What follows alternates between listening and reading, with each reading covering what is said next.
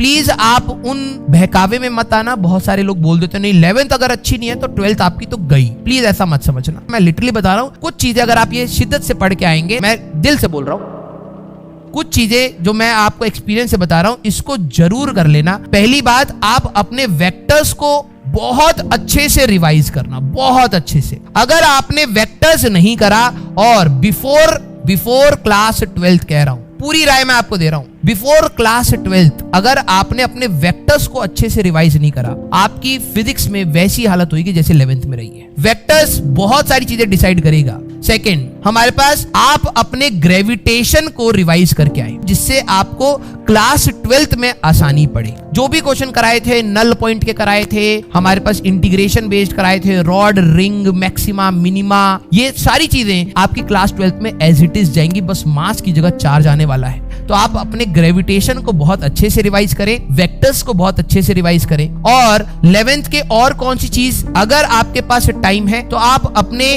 Free body diagrams, मैं कुछ चीजें लिख रहा हूं, कोई बच्चे कहते हैं सर क्या पढ़ के आना चाहिए, हमारी 11th कंप्लीटली खत्म है, 11th कंप्लीटली खत्म है, तो सर हम ऐसा क्या करें जिससे 12वीं कंफर्टेबल हो जाए। मैं कहता हूं कि हो सकता है केमिस्ट्री में जैसे सॉलिड स्टेट हुआ, सॉल्यूशन स्टार्ट हुआ, तो 11th के कुछ चीजों की रिक्वायरमेंट होती है। सॉलिड स्टेट में ज्यादा नहीं होगी, सॉल्यूशंस में आपकी कुछ चीजों की रिक्वायरमेंट होगी, इलेक्ट्रोकेमिस्ट्री में कुछ चीजों की रिक्वायरमेंट होगी, तो वहां पे थोड़ी थोड़ी रिक्वायरमेंट होती है। वैसे ही फिजिक्स में, मैथ्स में भी जैसे आप सेट्स एंड रिलेशंस आप करेंगे तो थोड़ा domain, range and all, trigonometry करेंगे तो फिर आएगा, कोनिक सेक्शन आपका रिपीट होता है, फिर उसके बाद आपका इंटीग्रेशन या डिफरेंशियल कैलकुलस शायद पूरी सेपरेट होती है। कुछ कुछ जगह पर आपको प्रीवियस चीजों की रिक्वायरमेंट होती है, पूरी नहीं, लेकिन अगर आपका एक बेसिक आइडिया भी है तो आप 12वीं को आसानी से ले जा सकते हैं। प्लीज आप उन बहकावे में मत आना। बहुत सारे लोग बोल देते नहीं 11th अगर अच्छी नहीं है तो 12th आपकी तो गई, ठीक है। प्लीज ऐसा मत समझना, अपने आप को मोटिवेटेड रखना। मैं लिटरली बता रहा हूँ, कुछ चीजें अगर आप ये शिद्दत से पढ़ के आएंगे तो आपको कहीं पर भी जाएंगे, मैं दिल से बोल रहा हूँ कि आप कहीं पर भी जाए, प्लीज आप ये पढ़ के जरूर जाना। फिर आपको लगेगा कि हाँ यार वो जो टीचर बोल रहा है ना वो आपको समझ आ रहा है, क्योंकि आपको कुछ अपना होमवर्क कर जाना पड़ेगा। तो वेक्टर्स आपको रिवाइज करना है अच्छे से, dot product, cross product, addition, subtraction, gravitation अच्छे से रिवाइज करना है।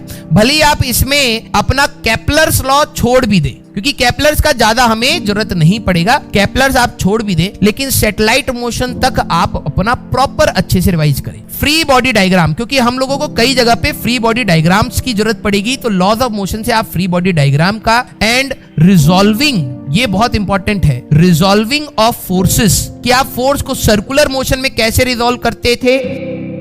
आपको जो अपने करियर के लिए बेटर लगता है वो आपको हमेशा करना चाहिए, क्योंकि मैं भी यही चाहता हूं कि आप करियर बनाएं। मैं आपको कहूंगा कि आप बिल्कुल फ्री हैं, आपको वो रिटर्न करनी है, उस प्यार को रिटर्न करना है, उस सपोर्ट को रिटर्न करना है जो आपके पेरेंट्स ने आपके लिए